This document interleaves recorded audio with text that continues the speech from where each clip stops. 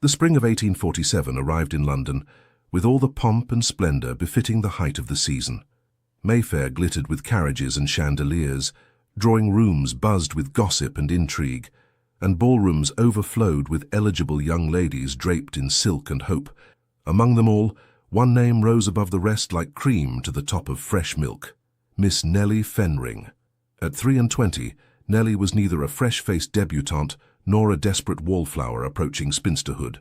She occupied that golden middle ground, a woman of sufficient maturity to be deemed sensible, yet young enough to be considered a prize. Her father, George Fenring, the Marquis of Fenring, was a man of considerable influence in the House of Lords, respected for his pragmatism and integrity. Her mother had passed when Nellie was but 14, leaving her to be raised by governesses and her father's occasionally overbearing guidance. The result was a woman of impeccable breeding and flawless deportment. Nellie's beauty was of the serene, classical variety: honey-blonde hair dressed in elegant coils, grey-blue eyes that seemed perpetually calm, and features that suggested both intelligence and restraint. She spoke French and Italian fluently, played the pianoforte with competence if not passion, and could discuss literature, politics and estate management with equal ease. She was, in short, exactly what a nobleman's wife should be, and she was spoken for. Lord Edmund Hartley, heir to the Earl of Ashton, had courted her with quiet determination for the better part of 2 years. Edmund was everything one could wish for in a prospective husband: handsome in a pleasant, unremarkable way, possessed of a generous estate in Hampshire, kind-hearted and utterly respectable. There had never been a whiff of scandal attached to his name. He attended church regularly, treated his tenants fairly, and was known to be devoted to his widowed mother. When Edmund had formally requested Nellie's hand the previous autumn, her father had accepted with enthusiasm. The betrothal was announced in December, and the wedding was set for July, after the season naturally, so that Nellie might enjoy one final spring as an unmarried woman. "How you are fortunate, my dear," her father had told her the night of the announcement, his grey whiskers bristling with satisfaction. "Lord Edmund is a good man. You shall be a countess one day, with an excellent household and a husband who will treat you well. What more could a sensible woman desire?" Nellie had smiled and agreed, because that was what sensible women did. And truly, what more could she desire? Edmund was kind. He would never mistreat her. They would have children, manage estates, host dinners, and grow old together in comfortable companionship. It was a good life, a predictable, secure, entirely reasonable life. Yet sometimes, late at night, when the house was silent and the London fog pressed against her window, Nellie lay awake and wondered why her heart felt so peculiarly empty. "You're being foolish," she would whisper to herself in the darkness. "This is what every woman wants. You should be grateful." And she was grateful. She was. It was the second week of April when Edmund arrived at the Fenring townhouse in Berkeley Square with an unusual request.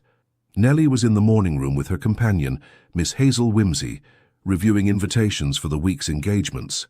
Hazel was a distant cousin, the orphaned daughter of Nellie's mother's second cousin, who had come to live with the Fenrings when Nellie was 19. At 28, Hazel was sharp-eyed, practical, and fiercely protective of her charge. She had warm brown hair always neatly pinned, a smattering of freckles across her nose, and an ability to read people that bordered on uncanny. "Lady Pemberton's musical on Thursday," Hazel was saying, her finger tracing down the gilt-edged invitation. "That shall be dreadfully dull, but your father will expect you to attend. And the Duchess of Thornbury's ball on Saturday, which, oh, that's Lord Edmund." Indeed, the butler was showing Edmund into the morning room. He looked particularly well turned out in a deep blue coat and fawn trousers, his light brown hair carefully brushed, his smile warm and genuine. "Miss Fenring," he said, bowing. "Miss Wimsey, good morning." "Lord Edmund," Nellie replied, setting down her teacup and rising to greet him properly. "This is an unexpected pleasure." "I hope I'm not intruding," Edmund said, his grey eyes bright with something like excitement. "I've come with rather excellent news, actually. My closest friend has just returned to London after 3 years abroad, and I'm eager for you to meet him." "A friend?" Nellie asked politely. "My dearest friend in the world," Edmund said warmly. "We were at Eton together, then Oxford. He's been travelling on the continent, Vienna, Rome, Paris, but he's come home at last. I've spoken of him often, I think. Vincent Montague, the Duke of Ravenmore." Hazel's head snapped up, and even Nellie felt a small flutter of recognition. Everyone in London society knew of the Duke of Ravenmore, though he was something of an enigma. He had inherited his title at the age of 24, nearly 5 years ago, upon his father's sudden death. Since then, he had been abroad more often than not, managing extensive properties and business interests on the continent. Rumour painted him as wealthy beyond imagining, devastatingly attractive and utterly uninterested in marriage. "I should very much like to meet him," Nellie said carefully. "Though I confess I'm surprised he is not married. Surely the matchmaking mamas have been relentless." Edmund laughed. "Oh, they have been. But Vincent is particular. He's always said he'd only marry when he found a woman of exceptional quality, someone with wit and character, not just beauty and breeding. I've told him all about you, of course, and he's most eager to meet the woman who has captured my heart." Something in Edmund's tone, proud, affectionate, entirely innocent, made Nellie's chest tighten with an emotion she couldn't quite name. Guilt, perhaps, though she had nothing to feel guilty about. "When shall this meeting occur?" she asked. "Tonight, if you're amenable," Edmund said. "There's a reception at Lord Ashford's house in Grosvenor Square. Vincent will be there, and I thought, well, I should like my two favourite people in the world to know one another." "Of course," Nellie agreed, smiling. "I shall look forward to it." After Edmund departed, pressing a chaste kiss to Nellie's gloved hand, Hazel fixed her with a long, searching look. "What is it?" Nellie asked. "Nothing," Hazel said slowly. "Only the Duke of Ravenmore. They say he's quite formidable." "All dukes are formidable, Hazel. It comes with the title." "No," Hazel said thoughtfully. "I mean formidable in a different way. I've heard he's brilliant, absolutely ruthless in business, but with a strange sort of honor about him. And they say women find him, well, difficult to resist." "How fortunate, then, that I am already spoken for," Nellie said lightly, though something in her stomach twisted strangely. "Yes," Hazel murmured, "how fortunate." Lord Ashford's reception was everything a London social event should be. Crowded, glittering, and slightly too warm. Nellie arrived with her father and Hazel, her gown a masterpiece of ivory silk, with delicate pearl embroidery at the bodice. Her hair was dressed simply but elegantly, and she wore her mother's pearl necklace, her only truly precious jewellery. Edmund found them almost immediately, his face alight with pleasure. "Miss Fenring, you look exquisite. Come, Vincent is just over here. I've been keeping him from the predatory mamas all evening." He guided her through the crush of guests toward a quieter corner near the tall windows overlooking the garden. And there, standing with a glass of wine in hand, was a man who seemed to command the very air around him. Vincent Montague, the Duke of Ravenmore, was not handsome in the conventional sense. His features were too strong, too severe for mere prettiness. He was tall and broad-shouldered, with black hair that fell just slightly longer than was fashionable, as though he couldn't be bothered with the latest styles. His face was all hard angles, a sharp jaw, high cheekbones, a nose that had clearly been broken at least once. But it was his eyes that arrested her, deep penetrating black framed by dark brows, and burning with an intelligence so fierce it was almost unsettling. He wore his evening clothes with a careless elegance that suggested both wealth and complete indifference to others' opinions. Everything about him radiated power, not the inherited, effortless power of most aristocrats, but something earned, fought for, undeniable. When his gaze met hers, Nellie felt the world tilt. It was not attraction, not merely attraction, it was recognition. As though some part of her soul had been waiting her entire life for this exact moment, and now that it had arrived, everything else fell away into insignificance. "Vincent," Edmund was saying, his voice seeming to come from very far away, "may I present my betrothed, Miss Nellie Fenring? Nellie, this is His Grace the Duke of Ravenmore, my dearest friend and the finest man I know." Vincent bowed, the movement precise and controlled. When he straightened, his eyes never left hers. "Miss Fenring," he said, and his voice was everything she should have expected and nothing she was prepared for. Deep, cultured, with a slight roughness beneath the polish that sent heat racing down her spine. "Edmund has spoken of little else but you for months. I confess I'm delighted to finally make your acquaintance." There was something in the way he said "delighted" that suggested the word was wholly inadequate. "Your Grace," Nellie managed, her voice steadier than she felt. Lord Edmund has likewise spoken warmly of you. I understand you have been travelling abroad. I have, Vincent said, though I find myself wondering now what took me so long to return home. The words were perfectly polite, appropriate for any social conversation. But the way he looked at her, steady, searching, as though he could see straight through all her careful composure, made them feel like something else entirely. Edmund, bless him, noticed nothing amiss. He beamed at them both, delighted. I knew you would get on splendidly.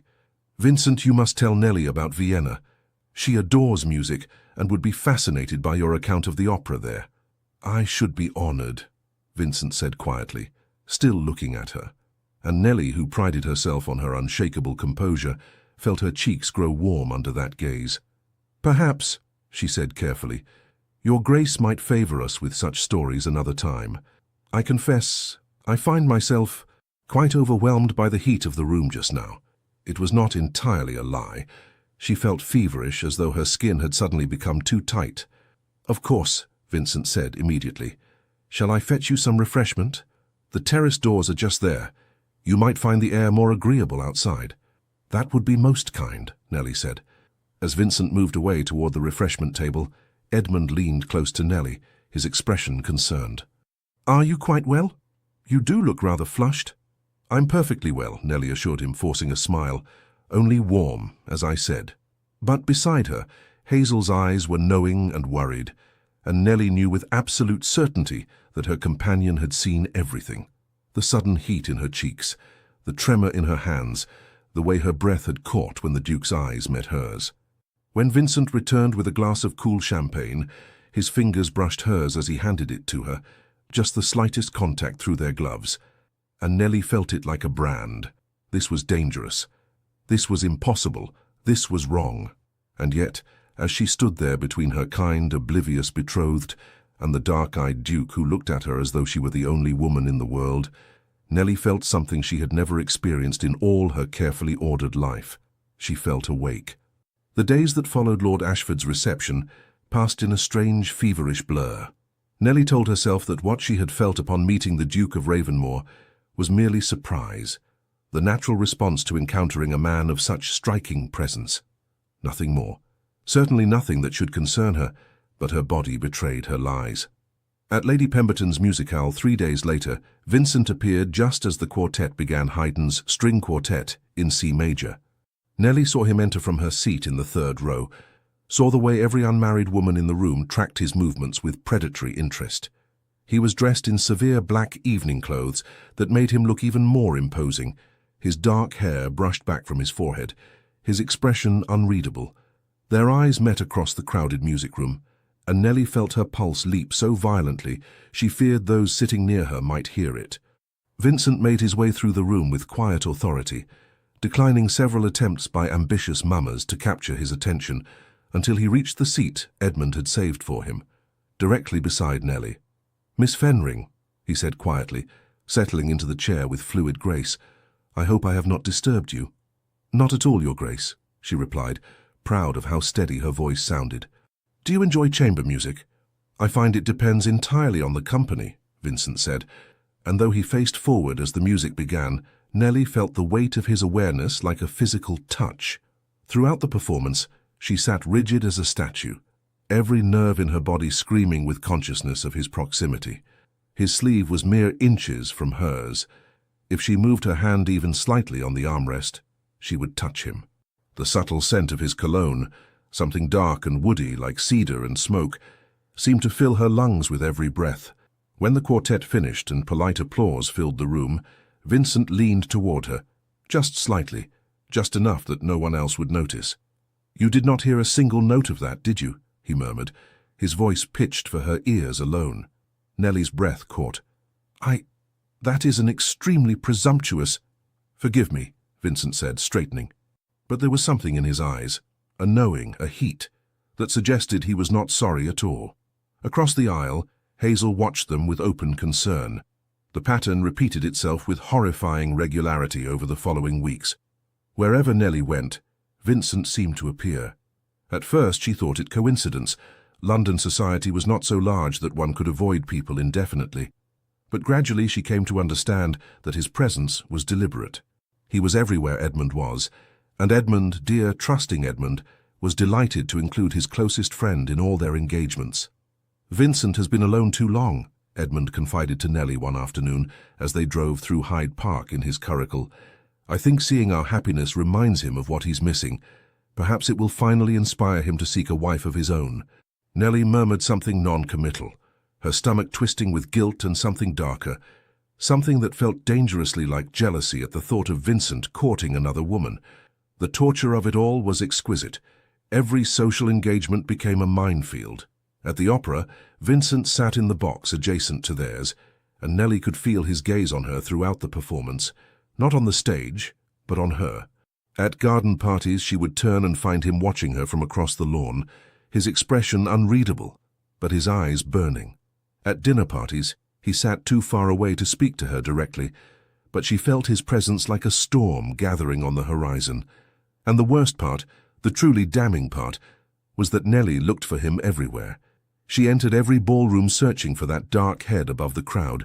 Her heart leapt every time a door opened, hoping it might be him. She found herself manufacturing excuses to stand near wherever he stood, drawn to him like iron filings to a lodestone. She was losing her mind. "You must stop this," Hazel told her one night as she helped Nellie prepare for bed.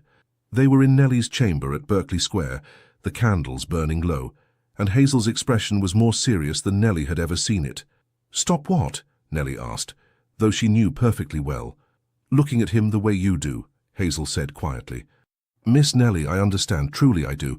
The Duke he is compelling, but you are engaged to Lord Edmund, a good man who loves you and trusts you." "I have done nothing wrong," Nellie said, but her voice sounded hollow even to her own ears. "Not yet," Hazel agreed, "but I see how you look at each other. I see how you both try not to look at each other, which is somehow worse. This cannot continue." "I know," Nellie whispered, pressing her hands to her face. "Heavens, Hazel, I know. But I cannot make it stop." Hazel was silent for a long moment. Then she said very gently, "Do you love Lord Edmund?" The question hung in the air like smoke. "I respect him," Nellie said finally. "I am fond of him. He will be a good husband." "That is not what I asked." Nellie's throat tightened. "I thought I could learn to love him after we wed. Is that not how most marriages work? Affection growing from partnership and time?" "Perhaps," Hazel said. "But if you have already met someone who makes you feel—" "Do not say it," Nellie cut her off sharply. "Please, Hazel, do not say it aloud. Because if Hazel said it, if Nellie had to acknowledge what she felt for Vincent Montague, then it would become real, undeniable. And Nellie could not afford for it to be real. She was the Marquis of Fenring's daughter. She was betrothed to Lord Edmund Hartley. She was a lady of impeccable reputation, and she could not be the sort of woman who fell desperately in love with a man who was not her betrothed, even if that man looked at her as though she were air and water and he was drowning. Vincent, meanwhile, was slowly going mad. He had known something was wrong from the moment Edmund had first mentioned his betrothed. His friend had spoken of Miss Nellie Fenring with such obvious affection, such pleased satisfaction at having secured an excellent match, that Vincent had felt nothing but happiness for him. "She's everything a man could want," Edmund had said over brandy at White's the week before Vincent returned to London.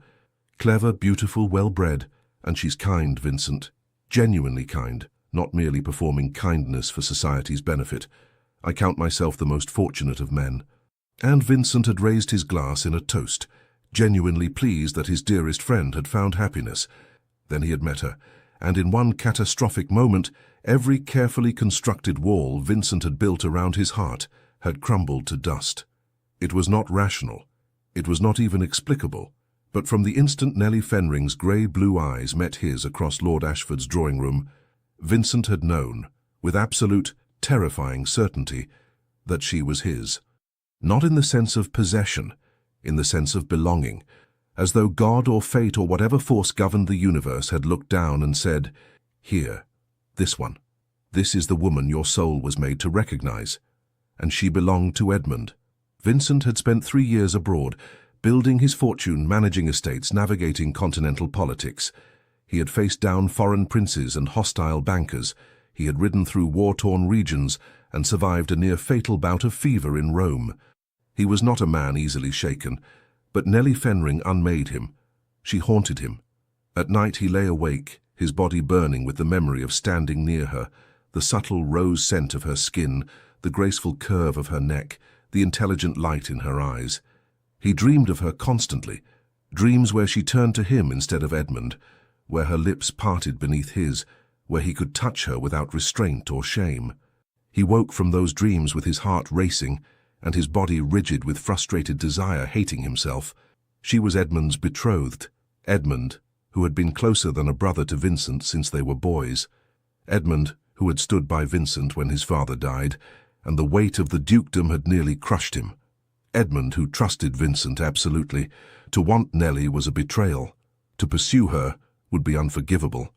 And yet Vincent could not stay away.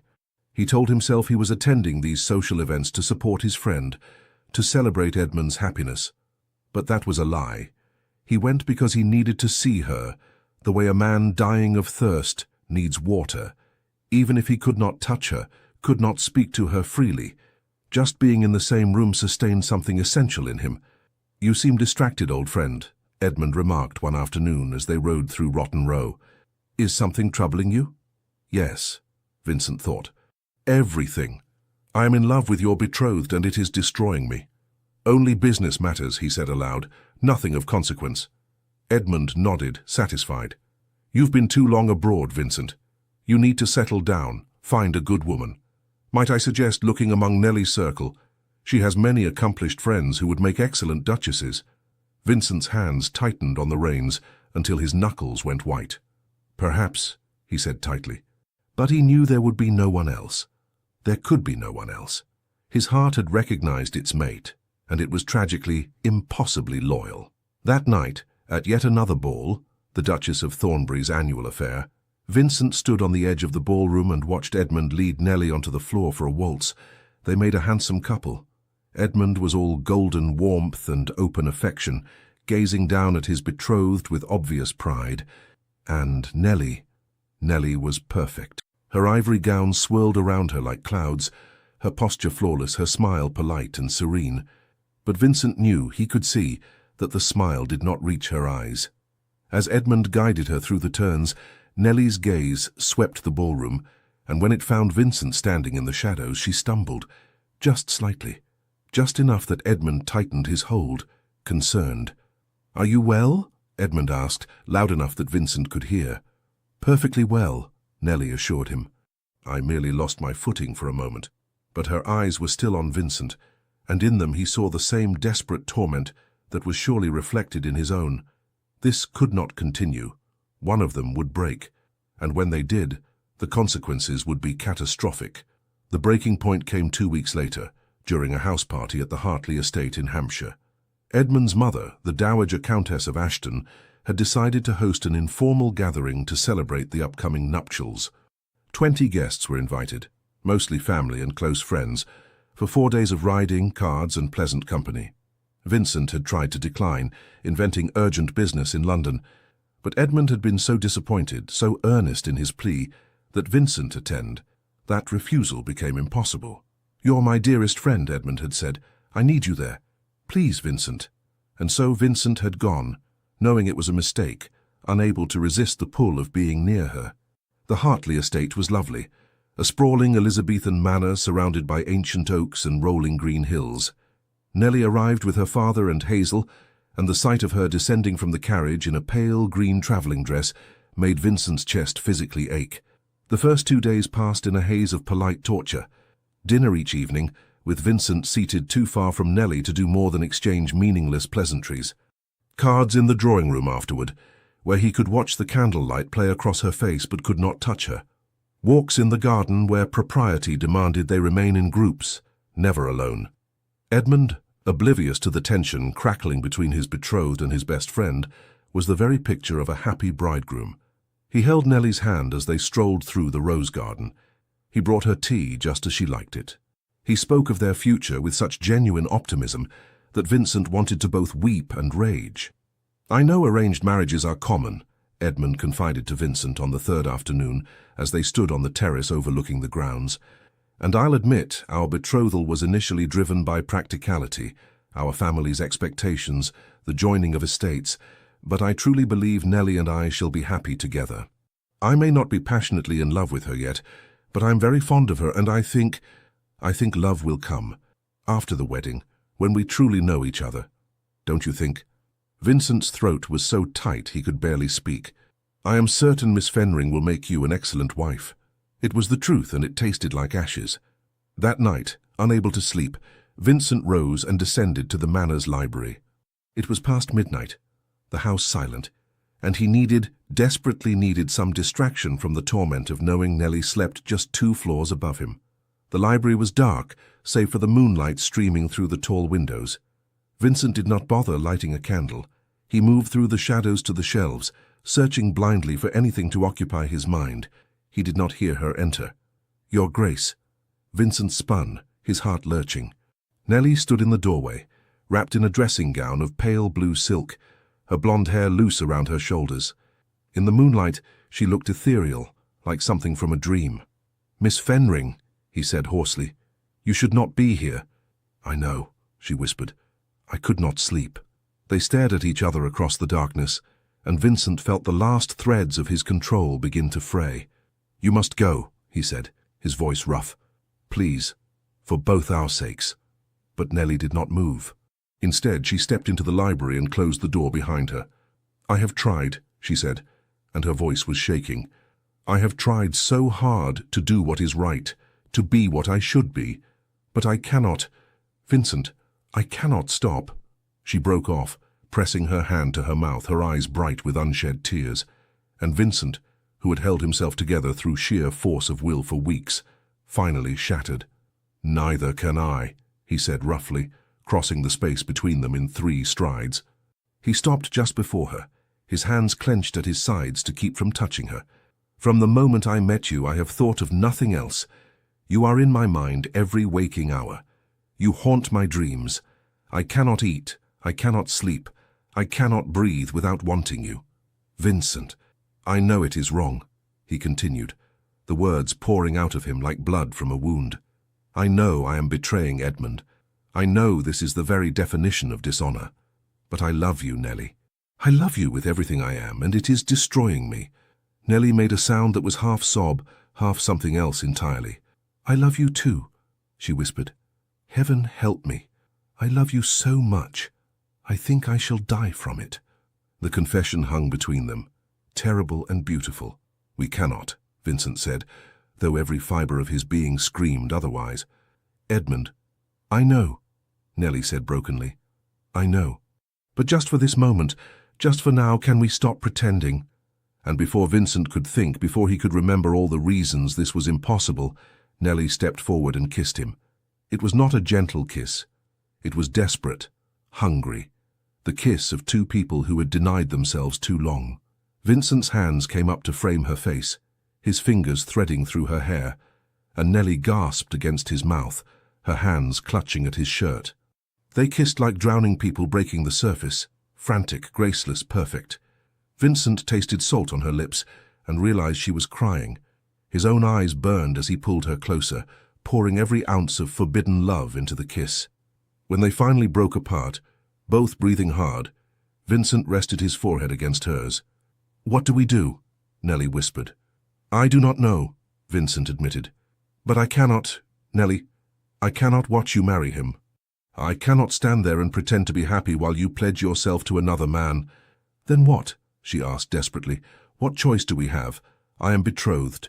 The wedding is in 2 months. My father, Edmund's family. There are contracts, expectations.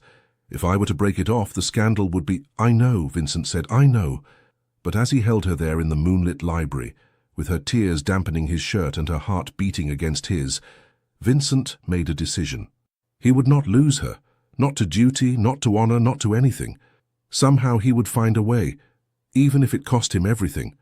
The morning after the library, Nellie woke with her heart in turmoil and her mind racing. She had kissed Vincent Montague. More than kissed him. She had confessed her love, had allowed herself to be held by him, had tasted the forbidden fruit of what they could be together. And now, in the cold light of day, she had to face the consequences. Hazel appeared at her bedside with morning chocolate, her expression carefully neutral. "Lord Edmund sent word that he wishes to take you riding this morning, if you are amenable," Hazel said quietly. "The weather is fine." Nellie's stomach clenched with guilt so intense she felt physically ill. "Of course," she managed. "Tell him I shall be ready within the hour." Hazel set down the tray and sat on the edge of the bed. "Miss Nellie," she said gently. "What happened?" "Nothing," Nellie lied, not meeting her companion's eyes. "You are many things, but you have never been a proficient liar," Hazel said. "You did not return to your chamber until well past 2 o'clock. I heard you." Nellie's hands trembled as she reached for the chocolate cup. "I could not sleep. I walked." "Did you walk into the Duke's arms?" Hazel asked bluntly. The cup rattled against the saucer. Nellie set it down before she dropped it entirely. "Hazel, I am not judging you," Hazel said, and her voice was surprisingly gentle. "But I am frightened for you. Whatever this is between you and His Grace, it cannot end well. You know that, do you not?" "I know," Nellie whispered. "But Hazel, what am I to do?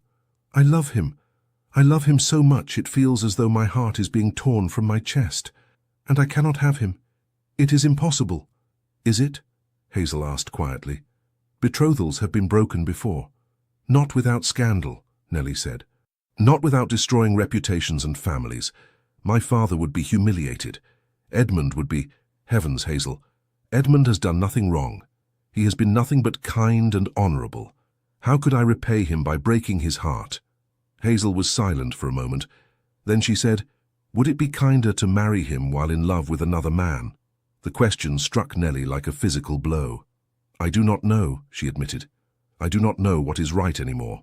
The ride with Edmund was torment. He was in excellent spirits, pointing out features of the estate, discussing improvements he hoped to make after their marriage. He spoke of children, how many bedchambers they would need to convert into nurseries, what sort of governess they might hire. He was building a future in his mind, brick by careful brick, and Nellie was the cornerstone of it all. And all she could think about was Vincent's mouth on hers, the way he had held her, as though she were precious and essential. The raw honesty in his voice when he had said, "I love you." "Nellie?" Edmund's voice broke through her thoughts. "You seem rather distracted. Are you quite well?" They had stopped their horses on a small rise overlooking a stream. The morning sun was warm on Nellie's face, and Edmund was watching her with genuine concern. "Forgive me," she said quickly. "I am merely overwhelmed, I think, with all the wedding preparations." Edmund's expression softened. "I understand. Mother can be rather zealous in her planning. If it becomes too much, you must tell me, and I shall rein her in." "You are very kind," Nellie said, and meant it. Edmund reached over and covered her gloved hand with his. "I want you to be happy, Nellie. That is all that matters to me. I know ours is not a grand passion, not yet, at any rate, but I hope you feel safe with me, cared for." Nellie's throat tightened. "I do," she said. "Edmund, you are a good man, and you are a remarkable woman," he said warmly. "I count myself fortunate every day." The words were lovely. They should have made her happy. Instead, they made her want to weep, because Edmund deserved better than this, better than a bride whose thoughts strayed constantly to his best friend, better than a woman who could barely look at him without feeling crushing guilt. As they rode back toward the house, Nellie saw Vincent standing on the terrace watching their approach. Even from a distance, she felt the weight of his gaze. This could not continue. Something had to give. That afternoon, while most of the house party guests were occupied with various pursuits, cards, reading, napping, Nellie slipped away to the rose garden. She needed air, needed space, needed to think. She had not been there 5 minutes when Vincent appeared. He did not approach immediately. He stood at the garden gate, his dark eyes finding hers across the riot of blooming roses. "We should not be alone," Nellie said, though she made no move to leave. "I know," Vincent said quietly, stepping into the garden, "but I must speak with you." "There is nothing to say," Nellie said desperately. "Last night was a mistake, we both know it." "A mistake?" Vincent's voice was low, rough. "Is that truly what you believe?" "What else can it be?" Nellie demanded, her composure finally cracking. I am engaged to your dearest friend. You and I, there is no possibility of— Vincent, we cannot do this. Then I will speak to Edmund, Vincent said abruptly. Nellie's blood ran cold. What? I will tell him the truth, Vincent said, moving closer. I will confess what I feel for you, and I will withdraw from his life so that there is no conflict of— No, Nellie said sharply. Absolutely not. Vincent, you cannot tell him. It would destroy him. Not just the betrayal, but losing you. You are closer than a brother to him. I will not be responsible for that. Then what? Vincent asked, and there was such anguish in his voice that Nellie's heart broke. What do you propose we do, Nellie? You marry Edmund in July and I, what, stand there and watch? Smile and offer congratulations? Attend dinners at your home for the rest of our lives and pretend I do not love you? I do not know, Nellie cried. But you cannot tell Edmund. Promise me, Vincent, promise me you will say nothing. Vincent stared at her for a long moment, his jaw tight. Very well, he said finally. I will say nothing. But Nellie, this cannot end well. You know that, do you not? I know, she whispered. Then why are we doing this, Vincent asked. Why are we destroying ourselves for the sake of propriety? Because some things matter more than our happiness, Nellie said, though the words tasted like poison. Edmund's trust, our family's honor, the promises that have been made. We do not have the luxury of selfishness, Vincent. Not people like us. People like us, Vincent repeated bitterly. You mean people with titles and responsibilities and reputations to uphold? To the devil with all of it, Nellie. What good is honor if it means living a lie? I do not know, Nellie said again, and now she was crying openly. But I cannot. I will not be the woman who destroys two good men for her own desires. I will not. Vincent closed his eyes, his whole body rigid with frustration and pain. When he opened them again, they were bleak. Then this is goodbye, he said quietly. Because I cannot stay, Nellie. I cannot be near you and not have you. I am not strong enough. Where will you go? Nellie asked, her voice breaking. Abroad, perhaps, or to my Scottish estates, somewhere far enough that I need not torture myself with your proximity. He took a step closer, and his hand lifted as though to touch her face, then dropped. But know this, Nellie Fenring, I will love you until the day I die. And if you ever change your mind, if you ever find that you cannot go through with this marriage, you need only send word, and I will come for you, no matter where I am, no matter what stands between us. I will come. Vincent, that is my vow to you, he said, the only promise I can make. Then, before Nellie could respond, he turned and strode from the garden, leaving her standing alone among the roses, her heart in pieces. The house party concluded the following day. Vincent departed early, citing urgent business in London. Edmund was disappointed but understanding, clasping his friend's hand warmly and making him promise to return for the wedding. Vincent had smiled, a cold, empty thing, and agreed. Nellie watched him ride away from an upper window, her hand pressed to the glass, and knew with absolute certainty that she had just made the worst decision of her life. The weeks that followed were a special kind of hell. The wedding preparations accelerated.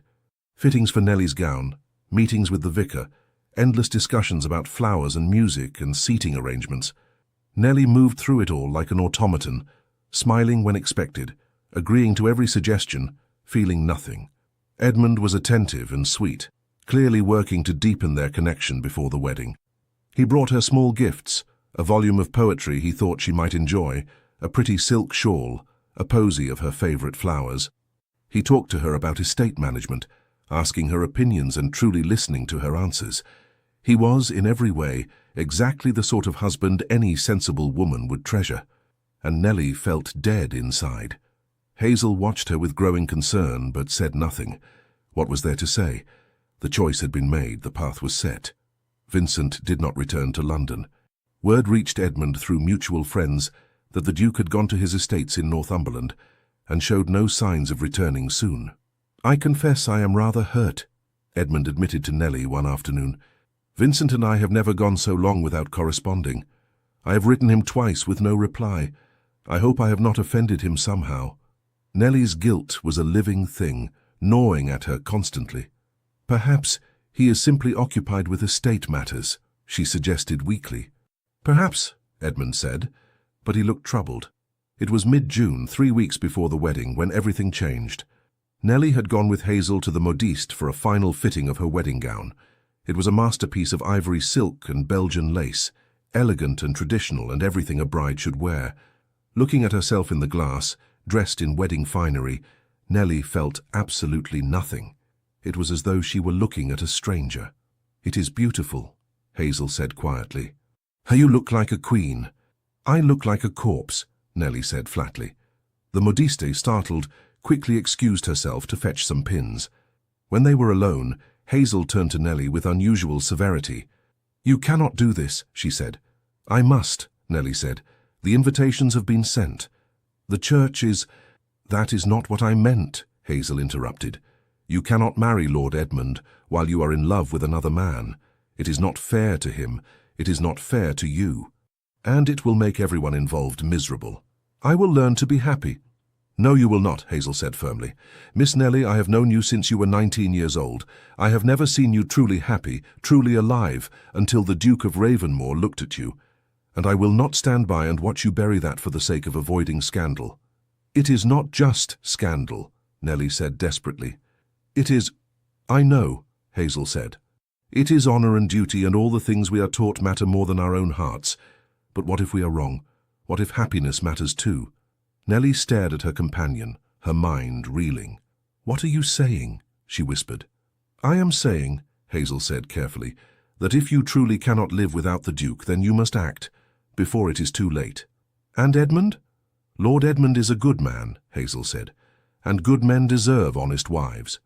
Not women who are merely performing the role of happy spouse while their hearts belong elsewhere.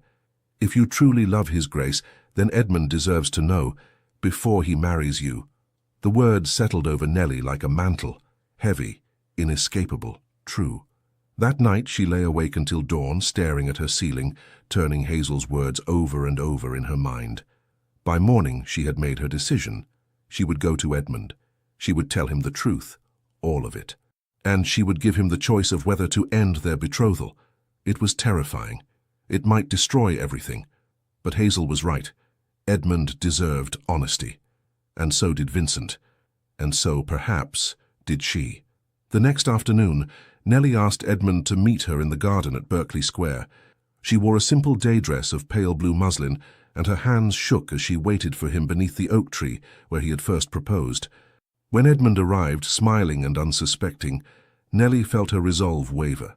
Then she thought of Vincent's face in the library, of the raw love and pain in his eyes, and she found her courage. "Edmund," she said quietly, "we must talk." "Of course," he said, settling onto the bench beside her. "What troubles you, my dear?" Nellie took a deep breath. "I must tell you something, and I pray you will forgive me for not speaking sooner." Edmund's smile faded slightly. "You sound very serious." "I am," Nellie said. "Edmund, you have been nothing but kind to me. You have treated me with respect and affection, and I am deeply grateful for that. But I cannot marry you." Edmund went very still. "What?" "I am so sorry," Nellie said, her voice shaking. "But it would not be fair to either of us to enter into marriage when I—" She faltered, then forced herself to continue. "When I have feelings for someone else."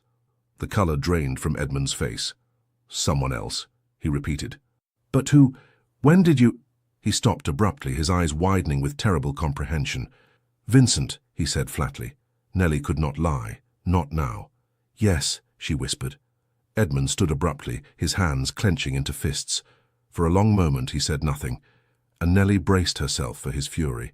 But when he finally spoke, his voice was not angry. It was hollow. "How long?" "Since we met," Nellie admitted. "I tried to fight it, Edmund. I swear to you I tried. But I cannot go through with our marriage knowing that my heart belongs to someone else. You deserve better than that." "Does he?" Edmund's voice cracked. "Does Vincent return your feelings?" "Yes," Nellie said quietly. Edmund made a sound like he had been punched. He turned away from her, his shoulders rigid. "My best friend," he said, almost to himself. "The man I trusted more than anyone in the world." "He did not betray you," Nellie said urgently. "Edmund, neither of us wanted this. We both tried to do what was right, but some things, some feelings cannot be controlled." "Cannot be controlled," Edmund repeated bitterly.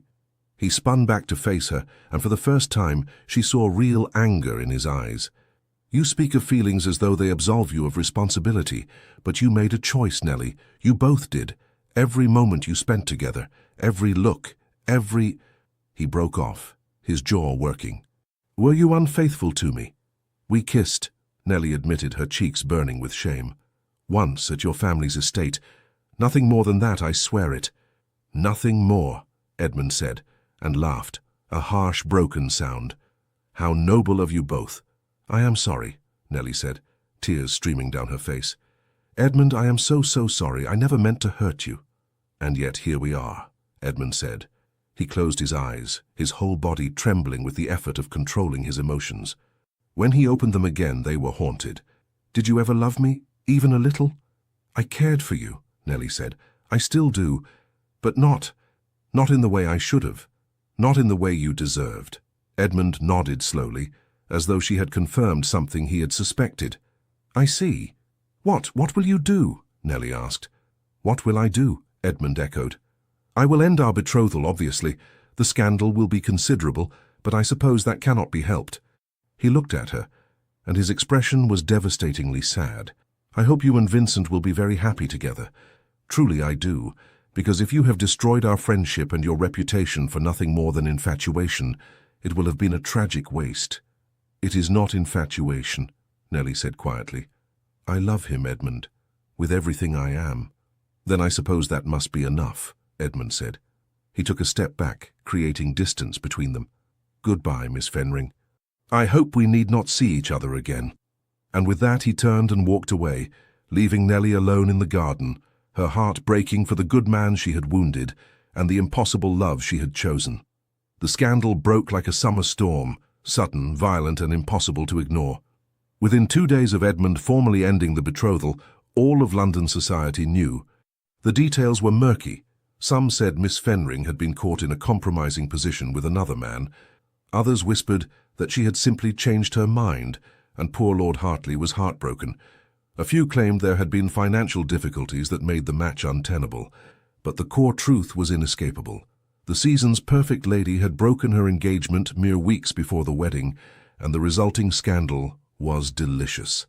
The Marquess of Fenring was apoplectic. "What were you thinking?" he roared at Nellie in his study, his face purple with rage. "Do you understand what you have done? The shame you have brought upon this family?" "I could not marry him, father," Nellie said quietly. She was too exhausted for tears, too hollowed out for fear. "It would have been wrong." "Wrong?" her father spat. "I will tell you what is wrong. Destroying an advantageous match because of some foolish notion of romantic love. You are 23, Nellie, not 17. You should know better." "Perhaps I should," Nellie agreed, "but I could not live a lie." Her father stared at her as though she had grown a second head. "You will be ruined," he said finally. "No respectable man will have you now. You will end up a spinster dependent on your family's charity for the rest of your life." "Then so be it," Nellie said. And she meant it. Because whatever happened now, whatever consequences she faced, at least she would face them honestly. At least she would not spend her life wondering what might have been if she had chosen differently. Her father had dismissed her with disgust, declaring that she would retire to the country until the scandal died down. "You will not show your face in London again this season," he had decreed. "Perhaps by next year people will have found other amusements to occupy their gossip." Nellie had agreed without protest. London held nothing for her now anyway. Edmund would not see her, and Vincent was hundreds of miles away in Northumberland, unaware of what she had done. She had written to him, of course. A letter sent express the day after she had ended the betrothal, explaining everything. But there had been no reply. Perhaps he had not received it yet. Or perhaps, and this thought made her chest tight with fear, perhaps he had changed his mind. Perhaps the reality of scandal and complication had made him reconsider his declaration in the library. Perhaps she had destroyed everything for nothing. It was Hazel who saved her from complete despair. "Stop that," she said firmly, 2 days after the scandal broke. They were in Nellie's chamber, packing for the removal to her father's estate in Hertfordshire. "Stop assuming the worst." "What else am I to assume?" Nellie asked dully. "I have heard nothing from Vincent. Not a word." "Northumberland is far," Hazel pointed out, And you only sent the letter 3 days ago. Give him time. And if he does not come? Nellie whispered. Hazel sat beside her on the bed, taking her hand. Then you will survive, she said gently. You will go to Hertfordshire. You will hold your head high and you will build a life. It may not be the life you imagined, but it will be yours. And that is worth something. Nellie wanted to believe her. But in her heart, she knew the truth. If Vincent did not come for her, she would never recover. She would be forever broken, forever marked by the love she had chosen and lost. They departed for Hertfordshire on a grey morning, rain misting the windows of the carriage. Nellie sat beside Hazel, watching London recede behind them, and felt as though she were leaving her heart behind. The countryside passed in a blur. Green fields, stone walls, sheep grazing beneath stormy skies. The world continued, indifferent to her private tragedy. They were perhaps 20 miles from London when the carriage suddenly lurched to a stop. "What on earth?" the Marquis began, leaning out the window to shout at the driver. But before he could speak, the carriage door was wrenched open, and there, rain-soaked and wild-eyed and more beautiful than anything Nellie had ever seen, was Vincent Montague. "Nellie," he said, his voice rough and urgent. "Thank God. I thought I had missed you." Nellie's heart stopped, then restarted at double speed. "Vincent," she whispered, unable to believe he was real. "What is the meaning of this?" the Marquis sputtered. "Your Grace, I must insist—" "Forgive me, Lord Fenring," Vincent said, though he never took his eyes from Nellie's face. "But I must speak with your daughter privately." "Absolutely not," the Marquis said. "She has caused scandal enough." "Father," Nellie interrupted quietly, "please." Something in her voice, or perhaps in her face, made the Marquis hesitate. He looked between his daughter and the Duke, and his expression grew calculating. 10 minutes, he said finally, and the companion stays. Vincent nodded sharply. He reached into the carriage and took Nellie's hand, helping her down into the rain. Hazel followed, positioning herself a tactful distance away, close enough to preserve propriety, far enough to grant them privacy. "I received your letter," Vincent said as soon as they were alone. Well, as alone as they could be with Hazel, the coachman, and the Marquis all watching. "I left Northumberland the moment I read it. I have been riding for 2 days straight." "You came," Nellie said, and her voice broke on the words. "Of course I came," Vincent said fiercely. "Nellie, did you truly think I would not? You ended your betrothal. You chose—" He stopped, seeming to struggle for words. "You chose me. Do you understand what that means, what you have sacrificed?" "Yes," Nellie said, "and I would do it again." Vincent made a sound that was half laugh, half sob. "You impossible, maddening, perfect woman," he said. Then, apparently no longer caring who watched, he pulled her into his arms and kissed her. It was nothing like their first kiss in the library. That had been desperate, stolen, weighted with impossibility. This kiss was different. It was a promise, a claim, a beginning. When they finally broke apart, both breathing hard, Vincent rested his forehead against hers. "Marry me," he said, "not because of scandal or obligation or anything else. Marry me because I love you more than I have ever loved anything in my life. Marry me because the thought of living without you is unbearable. Marry me because you are my home, Nellie, and I am yours." Tears streamed down Nellie's face, mixing with the rain. "Yes," she said. "Yes, yes, 1,000 times yes." Behind them, Hazel let out a small, delighted laugh. Even the coachman was grinning. The Marquess, however, looked considerably less pleased. "Your Grace," he said stiffly, "while I appreciate your enthusiasm, there are practical matters to consider. My daughter's reputation has been compromised. The scandal will be nothing compared to the scandal if I, a duke, marry her," Vincent finished calmly. "I am aware, Lord Fenring, and I do not care. Let them talk. Let them gossip. Nellie will be a duchess, and anyone who dares to slight her will answer to me." The Marquis blinked, clearly taken aback by the steel in Vincent's voice. Then, slowly, a calculating smile spread across his face. "A duchess," he repeated. "Yes, yes. That would rather mitigate the damage, would it not? Very well, Your Grace. You have my blessing, though I dare say you would have proceeded regardless." "I would have," Vincent agreed without apology. He turned back to Nellie. his dark eyes blazing with triumph and joy. "Come, I have a carriage waiting. We leave for Scotland tonight." "Scotland?" Nellie asked, dazed. "Gretna Green," Vincent said, "unless you wish to wait for banns and a proper wedding. Though I confess I would rather marry you immediately before anything else can go wrong." Nellie thought of elaborate ceremonies and guest lists and months of waiting. Then she looked at Vincent, at his rain-soaked hair and fierce eyes and the way he held her as though she were infinitely precious, and knew her answer. "Scotland," she said firmly. "Tonight." They were married 3 days later in a small church just across the Scottish border. Hazel stood as witness, along with a startled vicar who clearly thought he was marrying runaways but was too well compensated to ask questions. Nellie wore a simple dress of cream muslin, hastily purchased from a village shop. She had no flowers, no music, no trailing veil of Belgian lace. But when Vincent took her hand and pledged himself to her before God and the vicar, Nellie felt more beautiful than she ever had in all her London finery. "I, Vincent Montague, take thee, Nellie Fenring, to be my wedded wife," he said, his voice steady and sure. "To have and to hold from this day forward, for better, for worse, for richer, for poorer, in sickness and in health, to love and to cherish, till death us do part." And Nellie, tears streaming down her face, repeated the vows back to him with all her heart. When the vicar pronounced them man and wife, Vincent kissed her with such tender passion that even the dour Scottish clergyman smiled. They spent their wedding night at an inn in a village whose name Nellie immediately forgot. It was nothing like the elaborate wedding night she had once imagined. No grand estate, no servants, no trousseau of fine nightgowns. Just a small, clean room with a fire burning in the grate, and Vincent, her husband, looking at her as though she were the most precious thing in the world. "Are you frightened?" he asked quietly, as he helped her with the buttons of her dress.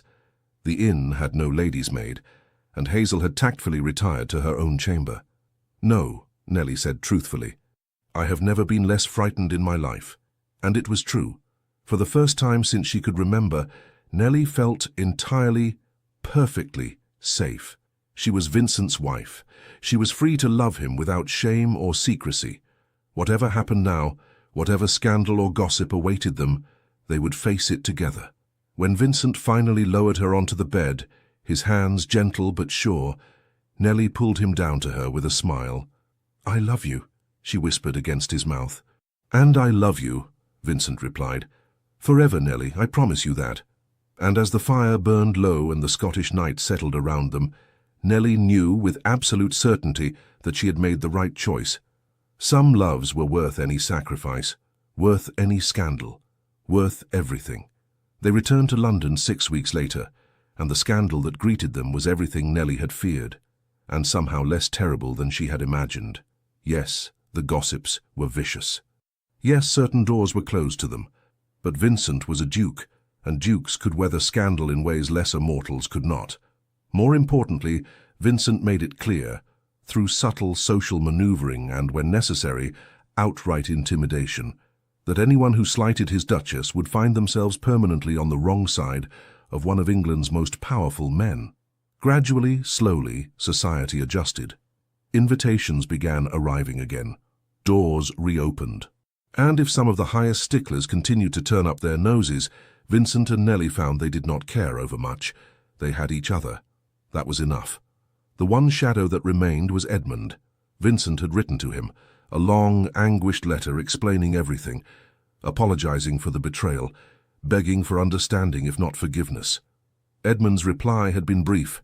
"I wish you both well, but I will not maintain our friendship.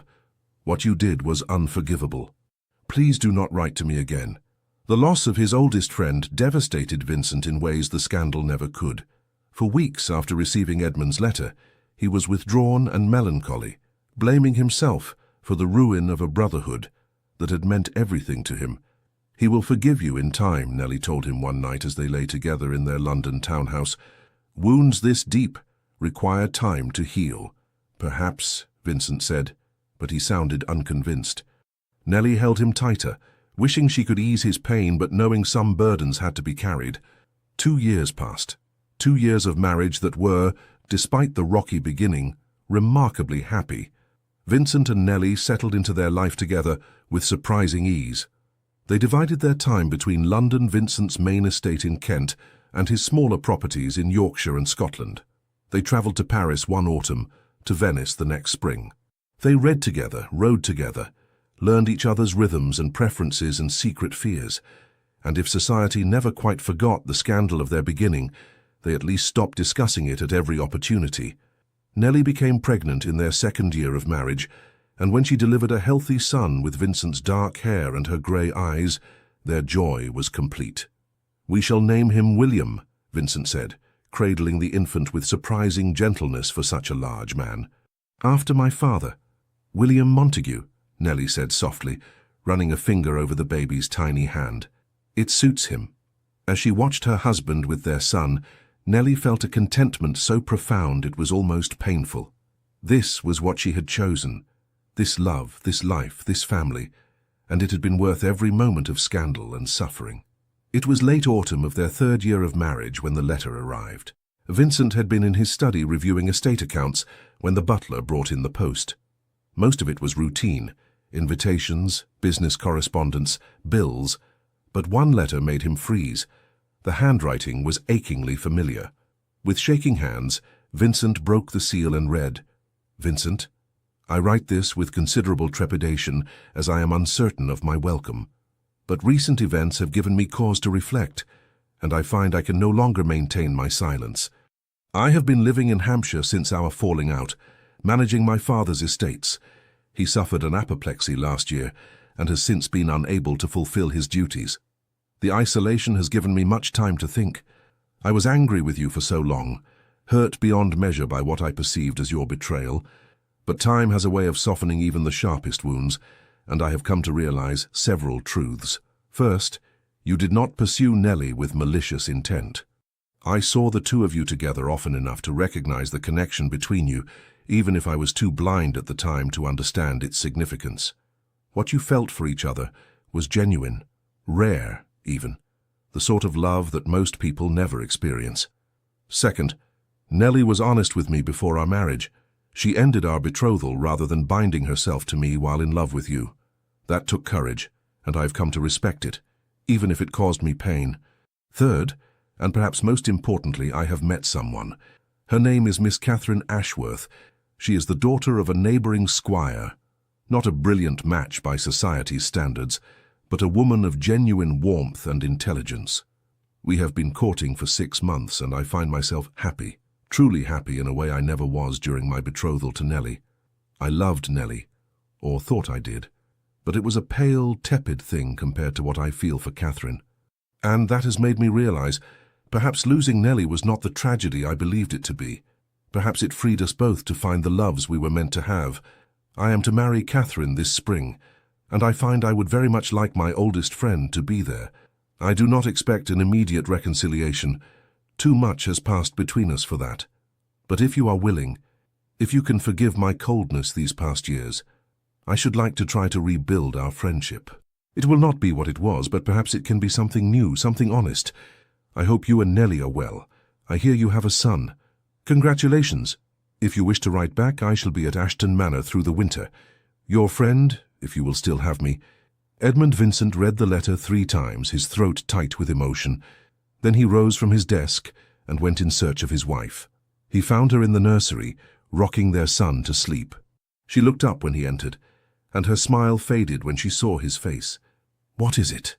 she asked quietly. Wordlessly, Vincent handed her the letter. Nellie read it slowly, her expression shifting from shock to something that looked almost like hope. When she finished, she looked up at him with tears in her eyes. "He is happy," she said softly. "He has found someone who makes him happy."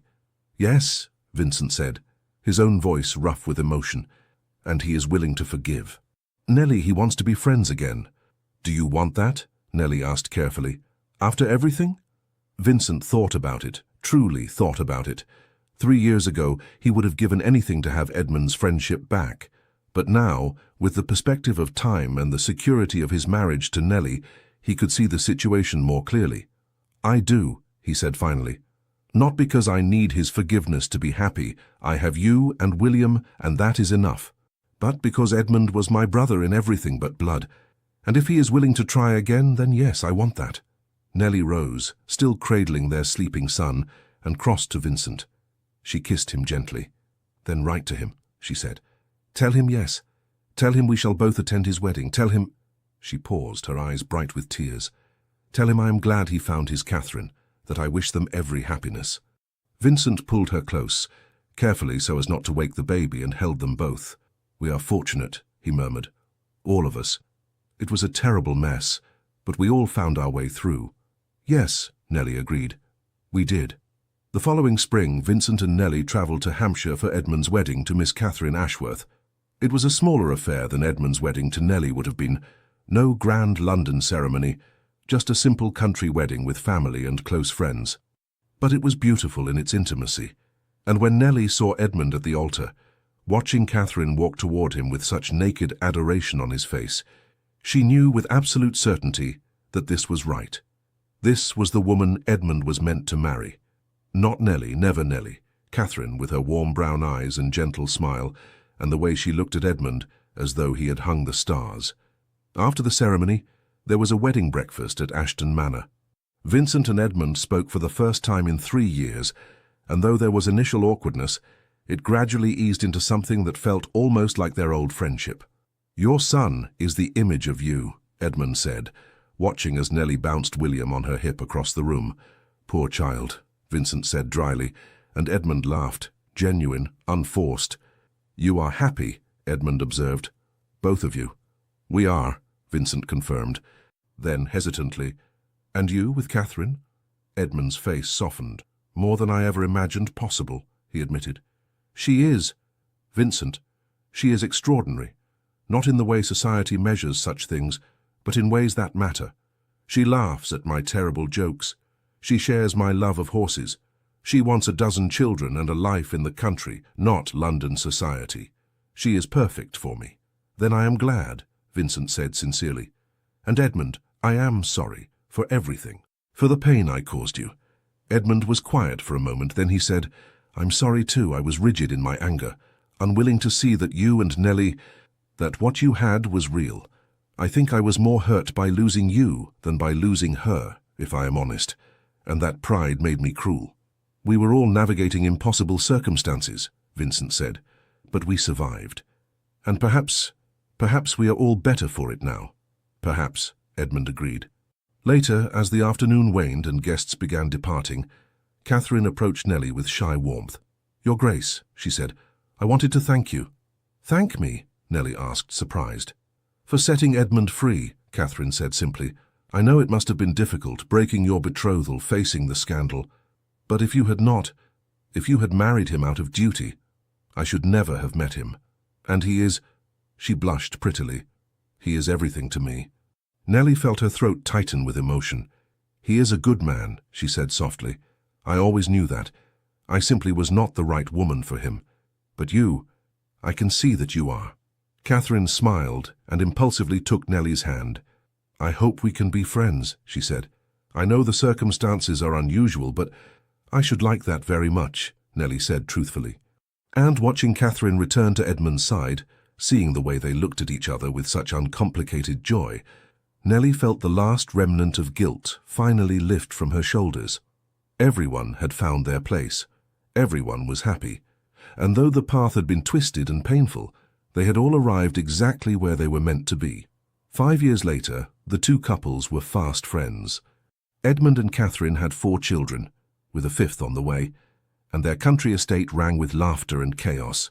Vincent and Nellie had added 2 daughters to their family, and their lives were full of the noise and joy of children. They visited each other frequently, the Hartleys spending summers at the Montagues' Kent estate, the Montagues joining the Hartleys for winter house parties in Hampshire. One evening during one such visit, the adults sat together after the children had been put to bed. A fire crackled in the drawing room, and they drank wine and talked of inconsequential things: estate management, the children's educations, the latest scandal in London. At one point Edmund raised his glass. "A toast," he said, "to unlikely happiness." "To unlikely happiness?" they all echoed, clinking glasses. Nellie caught Vincent's eye across the room, and he smiled at her. that rare, genuine smile he reserved only for her. And in that moment, Nellie thought of the girl she had been 5 years ago, the season's perfect lady, trapped in an engagement that would have made her respectable and miserable. That girl was gone. In her place was a woman who had chosen love over duty, scandal over security, truth over convenience. A woman who had fought for her happiness and won. "What are you thinking?"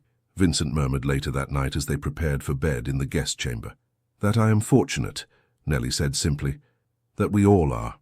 Vincent pulled her close, pressing a kiss to her temple. "The most fortunate of men," he agreed, "because I have you."